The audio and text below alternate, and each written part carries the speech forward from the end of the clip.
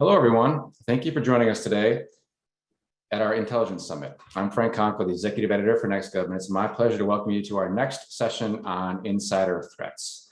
Joining me, we have two experts. I'm excited to welcome James Shappell, Acting Director of the Defense Department's Insider Threat Management and Analysis Center, also called DITMAC, and Bill Braniff, the Director of the National Consortium for the Study of Terrorism and Responses to Terrorism at the University of Maryland.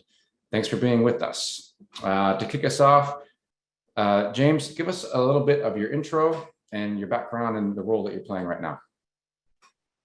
Sure, thanks, Frank. So I'm currently serving, as you mentioned, as the acting director of the DITMAC that falls under the Defense Counterintelligence and Security Agency. We provide a level of oversight and really operate at the enterprise level for the Department of Defense from an insider threat perspective, supporting the wide range of departments and agencies within the Department of Defense in their insider threat operations and the development of their programs. I've spent about 4 years on active duty and spent a lot of time serving within the Army and the intelligence community. And I'm excited to be here and talk about insider threat, which is an emerging, growing mission with a lot of positive energy behind it. And I think we'll talk a little bit more about what that means from a positive energy perspective as we go forward today. Thanks for having me. Thanks. Bill? Sure. Thanks, Frank. Again, my name is Bill Braniff. I direct the START Center at the University of Maryland. START is nearly 18 years old now.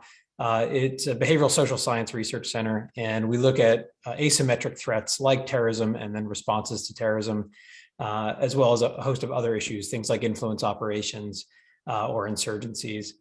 I also serve as a founding board member of a new veterans organization called We the Veterans. And our mission there is to harness the strengths of veterans and military family members, channel those strengths to reinforce American civics, and by doing that, crowd out vulnerabilities to violent extremism and misdisinformation. So really taking a positive strengths-based approach to strengthen our resistance and resilience to these kind of issues that we're going to talk about today. And by way of background, I'm also an Army veteran and worked at the Combating Terrorism Center at West Point prior to this. So have spent a lot of time up at West Point, both as a student and a professor. Thanks. Excellent. I'm glad to have both of you here. Let's start with a question I think that I will provide out here for both of you. I just want to define the topic that we're talking about, insider threats, and the evolving nature of who and what those insider threats are. And James, I think we'll start with you on this. Sure. I think the question in and of itself is interesting because of the way that the perception of the program is really evolving. From a governmental perspective, the program is still fairly new. The executive order was signed in 2011, minimum standards established in 2012, and it was really focused then on data exfiltration and potential espionage and things like that. And what we've seen over the last few years is really the evolution to also focus on things like workplace violence, prevention of suicide, and domestic violence and extremist activities and things of that nature. So the program is really evolving, and I think if you look at from a corporate side, you see the words more insider risk as opposed to insider threat, which allows you to really look at a much broader scope of activities that are taking place, and really probably is a closer terminology to what we should be focused on, because you're really then trying to determine what the risk factors are for personnel who could be headed down a pathway, and try to find ways to help them at an earlier point so we can avoid circumstances of actual events taking place. So it's interesting. It's an interesting question in of itself. What is insider threat? Because the model or the terminology really is evolving at this point in time. Yeah, it's almost shifting as we have this conversation. Bill, over to you, and then so let's get your take on what the definition is, and then I also want to talk a little bit about the general risks that insider threats can pose, because I think those are changing as well. Sure. Yeah. I mean, I think James nailed it, but let's talk about that a little bit more. An insider might be a witting threat, right? They might intend to harm the organization in which they work. They might be an unwitting threat. They might make mistakes, for example, falling victim to a spear phishing attack and then availing an adversary of the network. They might be the unknowing useful idiot, to use Soviet doctrinal terms, of a disinformation campaign in which they're manipulated into saying things that are actually harmful to the unit or the organization, harmful to democracy. And so witting and unwitting, the aperture has really broadened due to things like influence operations. And I really also like James, his point about thinking about this in terms of insider risk. If you think about insider threat, it's sort of this, it forces you down this binary road, right? Is Bill a threat? If the answer is yes, kick him out of the military or get him out of the Department of Defense. Well, that hasn't really de-risked Bill. Bill is still a risk to someone out there, right? But if we think about risk mitigation, and then actually building insider trust, creating an environment in which someone like me is less likely to go down that path, either wittingly or unwittingly, we have a stronger organization at the end of the day. And so I really appreciate the way that the DoD is broadening the aperture. But in your role, James, you kind of oversee DoD's enterprise capability for managing and analyzing insider threat information that's coming from various hubs across DoD. So I wonder if you might expand on that a little bit and talk about the things that are most important that DITMAC is doing at the moment.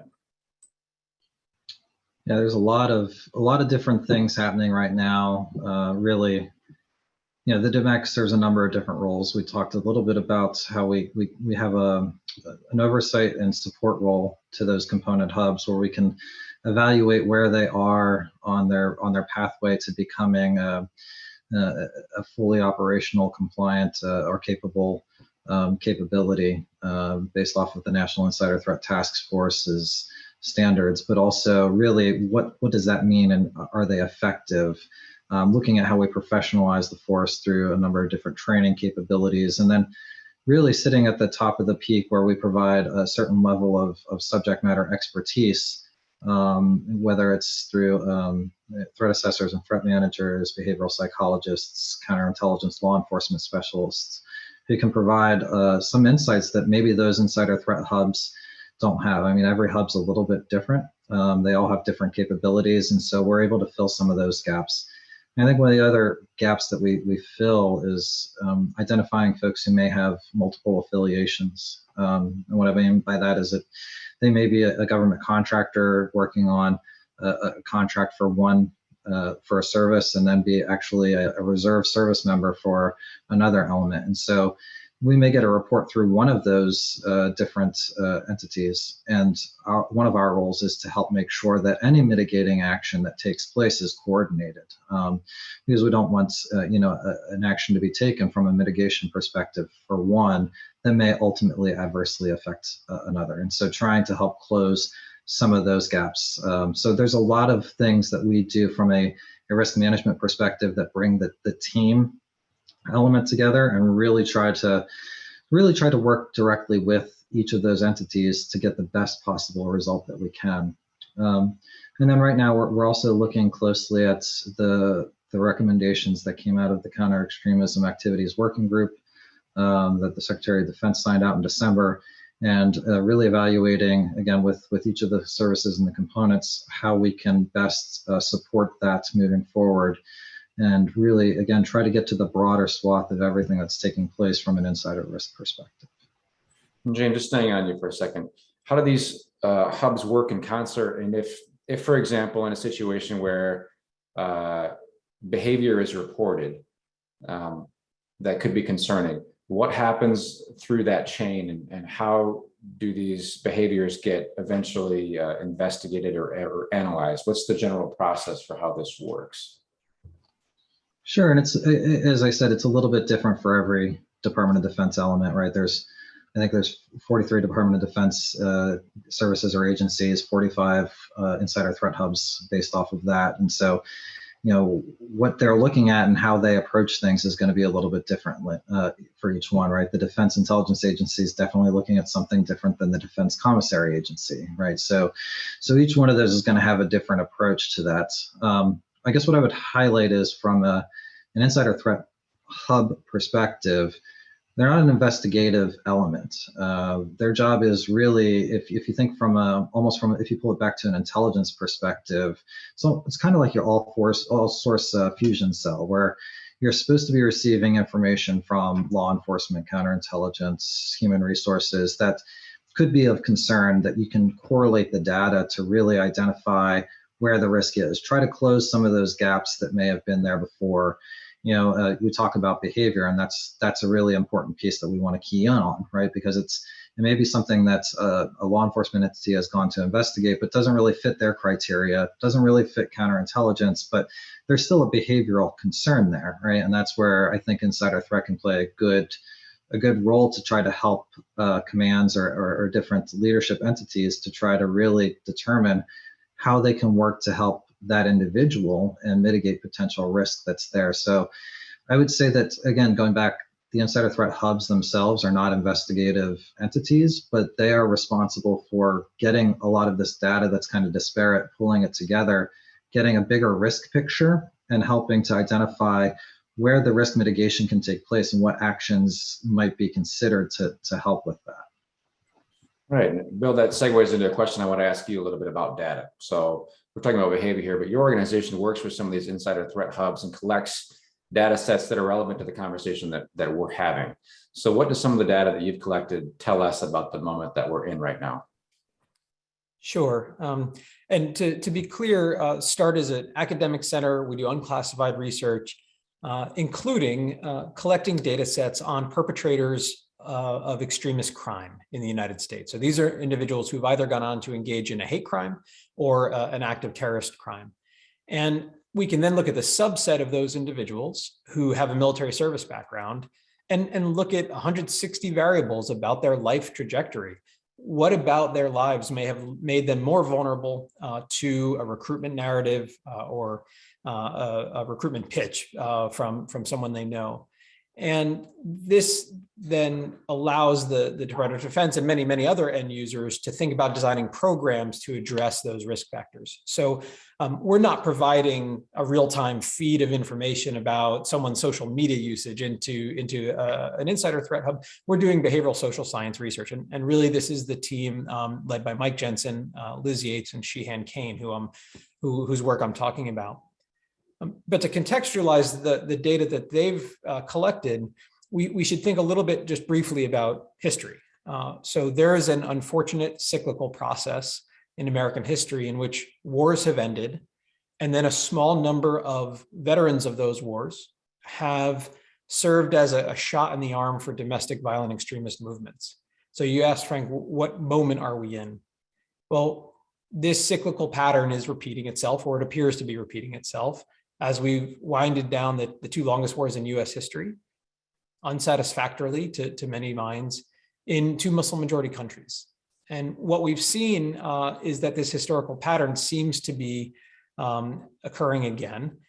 If you look at the last decade in the United States and compare it to the decade prior, there's been about a 400% increase in the number of individuals with military service backgrounds who have been arrested for extremist crimes.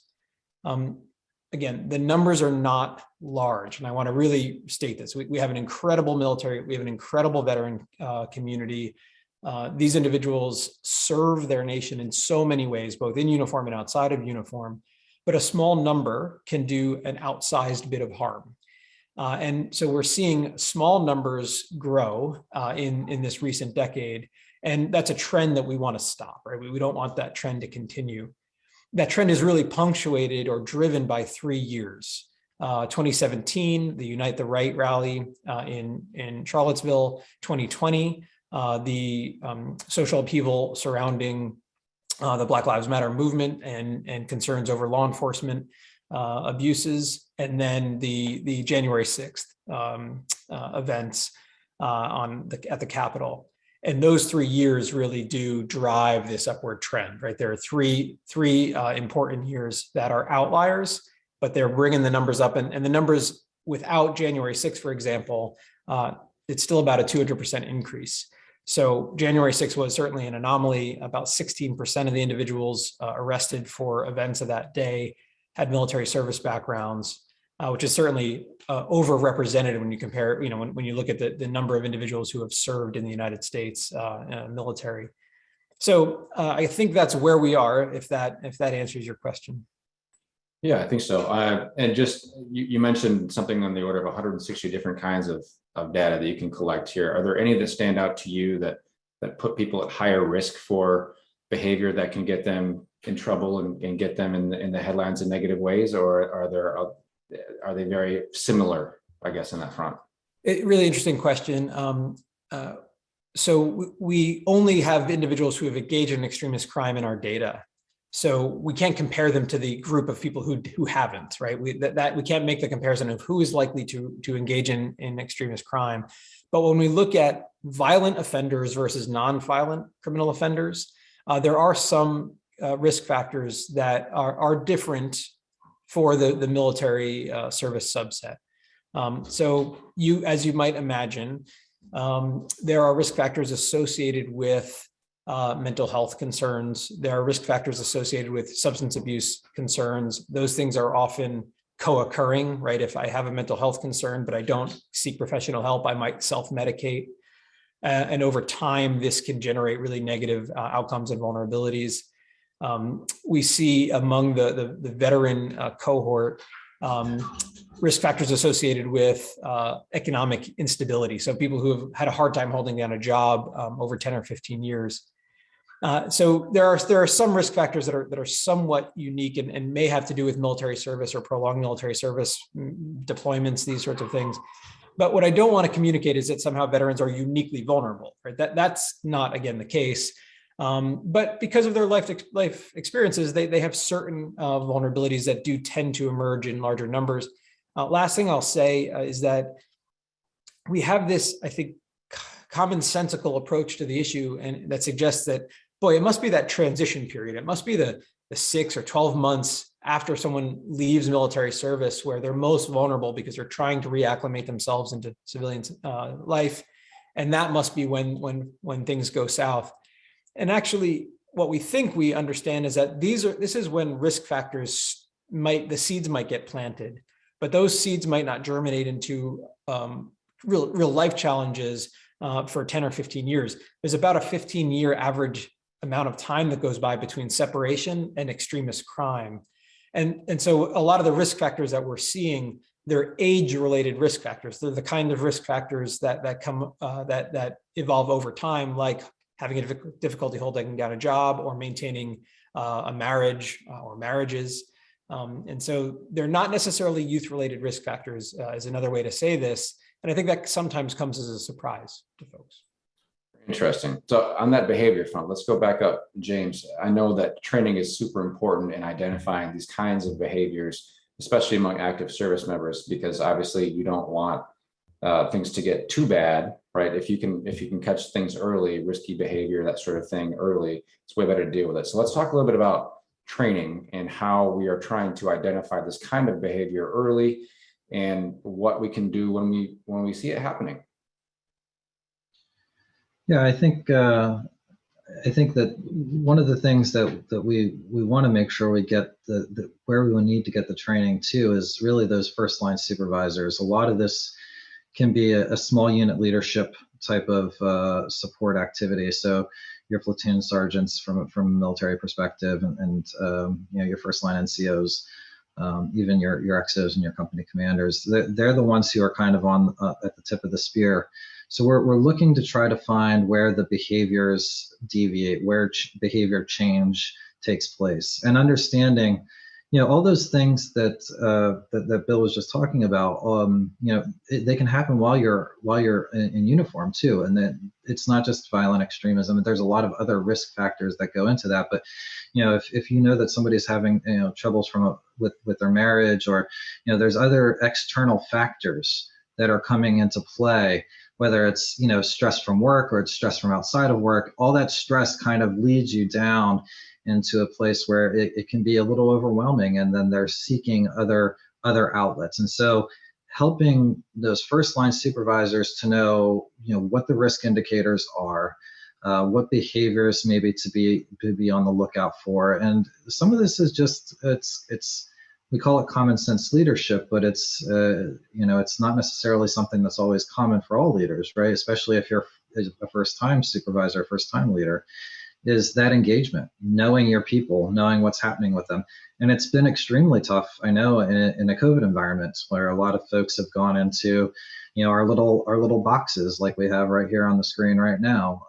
And so how do you remain engaged with the people that are reporting directly to you at that point? And so I think that's one area of training that we will need to focus in on. Another is for the senior leaders then. So, if those first line leaders bring you a challenge or an issue that they're saying that they're having, okay, so how do we deal with that? Understanding the resources available to you, whether it's an employee assistance program or psychological counseling services or whatever it is, I think that there's a broad range there that we need to look at.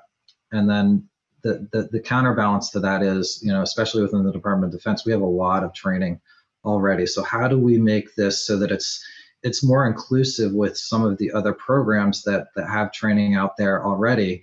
And it just becomes a part of all of the different training. So they're hearing it multiple times over and over again so that they realize, hey, this is something that could be from an insider risk perspective that we should really consider or think about, as opposed to it just being a separate block of training. How do we integrate that into, suicide awareness and prevention, or sexual harassment and assault and response and prevention, those types of trainings, so that each one of those programs touch upon each other so that we have a broader risk-based approach to the way things are working. I'm glad you highlighted the COVID-19 pandemic here a little bit too, because when Bill was talking, James, I thought about that as well. I wonder how much that has played a role in, we're just having less human contact. And it sounds like a lot of the training that you're discussing here is very human focused, right? Just maybe being a more present person to your team as best you can. I mean, that kind of engagement is so important, I think, especially when we're always apart. But pivoting a little bit on that, we have this changing nature of technology, social media, cybersecurity that we're in. And in my background in tech, I always thought of insider threats as I think you guys alluded to, the useful idiots, the people who get phished and those types of things. Obviously, it's much more encompassing than that. But how is DoD thinking about addressing those challenges, specifically with social media data and other publicly available feeds now that play a role in all of our lives?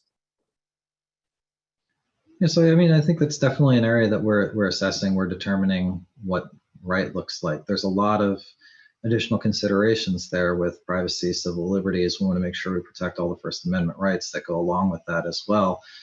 And at the end of the day, you mentioned it. This is all person-based, right? This is all behavior-based. This is all the way that we interact with each other, because that's where the risk really lies, right? It's within a person. And so whether that behavior is something that is taking place in an office where there's direct interaction with a coworker, or whether it's something that's taking place online, becomes a little bit immaterial. It's about the behaviors that the individuals are taking, and how is that behavior different from their baseline? How does it deviate from what we would normally expect from them? So yes, it's absolutely something that we are looking at and trying to make sure that we remain actively engaged on, because we know that there's additional data that's there, while trying to balance all those other things and realizing that it really, at the end of the day, is just another data point. It's another piece of information for us to utilize to evaluate that whole person concept.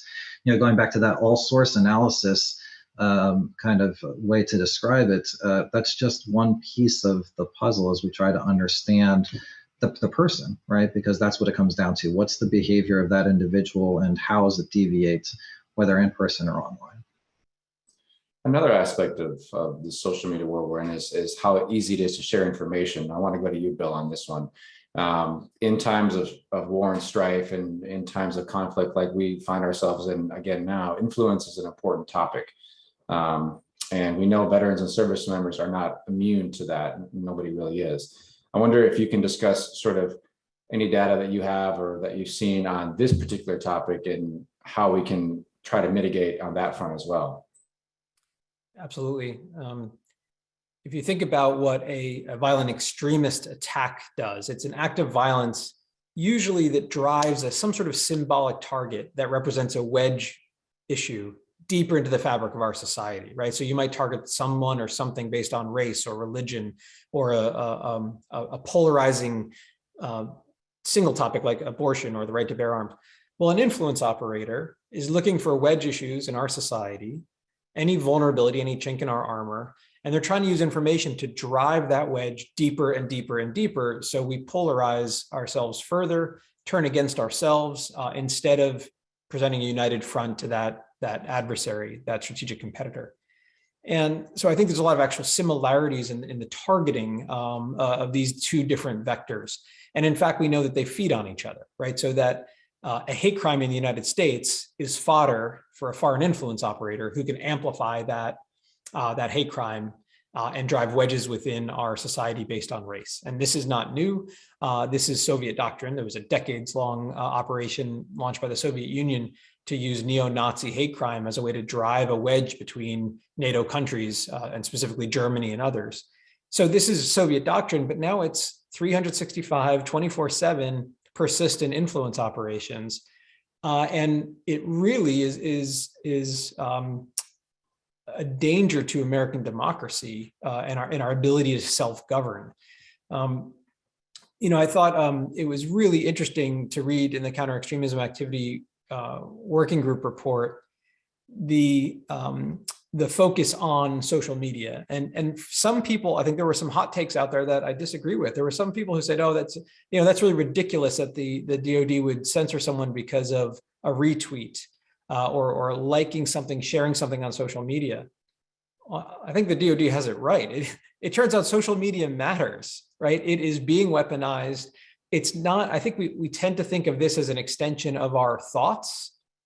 This is more of an extension of our behaviors, right? We drive with this, we navigate with this, we create cultural artifacts with it, we lead people with it, we motivate people with it. It's an extension of behaviors, and social media behavior absolutely is behavior, and it matters. And so I think it's good that the DoD is recognizing that speech and behavior, that there's not necessarily a bright, shiny line there with social media falling on the speech side. It often falls in the behavior side.